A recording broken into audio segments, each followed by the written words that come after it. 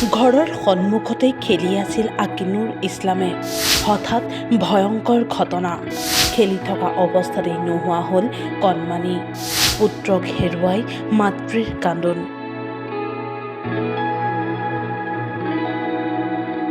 সমনীয়াৰ সৈতে ঘৰৰ সন্মুখতে খেলি আছিল আকিনুৰ ইছলামে। হঠাৎ ঘাইপথেদি তীব্ৰ বেগত আহি থকা এখন মিনি ট্ৰাকে মহতিয়াই নিলে আকিনুৰ ইছলামক।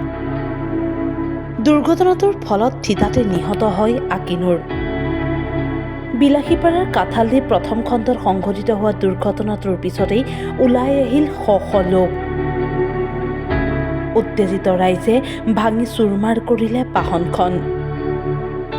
বিলাসীপাৰাৰ পৰা কাজিকাটালৈ যোৱা যিটো ৰাস্তা আছে ৰাজ্যিক পথ, এই পথত আনুমানিক 10-15 মিনিট আগত এটা গাড়ী আমাৰ ইফালে কাজিকাটাৰ পৰা আহি, এটা আমাৰ পশ্চিম গলেশ্বৰ বুলি কোৱা হয় কাঠালদি পাটন, এই কাঠালদি পাটনত এই গাড়ীখন এটা সৰু বাচ্চা খুন্দা মাৰি বাচ্চাটোৰ লগে লগে ডেথ হৈছে।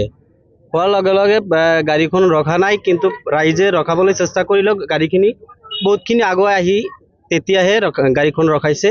তাৰপিছত ড্ৰাইভাৰটো মানে আমাৰ ইয়াৰ পৰা পলাইছে, নাইট ড্ৰাইভাৰটো। Spot dead. ঘটনাস্থলীত আৰক্ষী তাৰপিছত আহি উপস্থিত হৈছে। উপস্থিত হোৱাৰ পিছত আৰক্ষীয়ে সেই ঘটনাটো তদন্ত কৰিছে। ল'ৰাজনৰ নাম আকিনুৰ ইছলাম আৰু ল'ৰাজনৰ দেউতাকৰ নাম আছে আবু বকৰ ছিদ্দিক। আমাৰ গাঁওখনৰ নাম হ'ল কাঠালদি পাটৱান। গাড়ীখন বেছি তীব্ৰ বেগী আছিল। দুৰ্ঘটনাটোত পুত্ৰক হেৰুৱাই কান্দোনত ভাগি পৰিছে পিতৃ মাতৃ।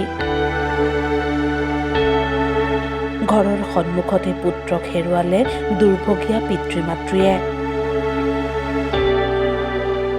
বিলাসীপাৰাৰ পৰা আব্দুল চালামৰ ৰিপৰ্ট, টাইমিং।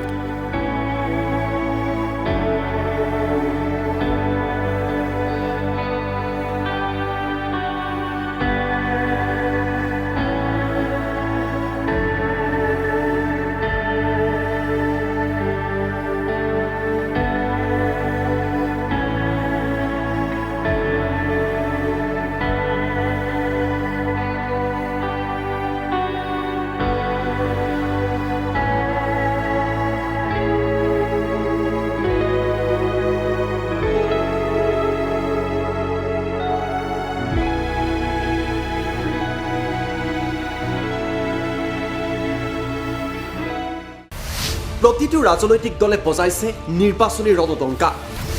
বিজেপিৰ নিৰ্বাচনী ইস্তাহাৰত জনতাৰ বাবে আছে কি? কংগ্ৰেছৰ বিৰোধীয়ে জনতাক দিছে কি প্ৰতিশ্ৰুতি? AIUDF ফেক্টৰ হ'ব নেকি এইবাৰৰ নিৰ্বাচনত? প্ৰতিটো দলৰ প্ৰতিনিধিয়ে জনতাক ক'ব তেওঁলোকৰ প্ৰতিশ্ৰুতিৰ কথা। ষ্টাৰ চিমেণ্ট 24ত চৰকাৰ কাৰ, পাৱাৰ্ড বাই ডাটা মিছন।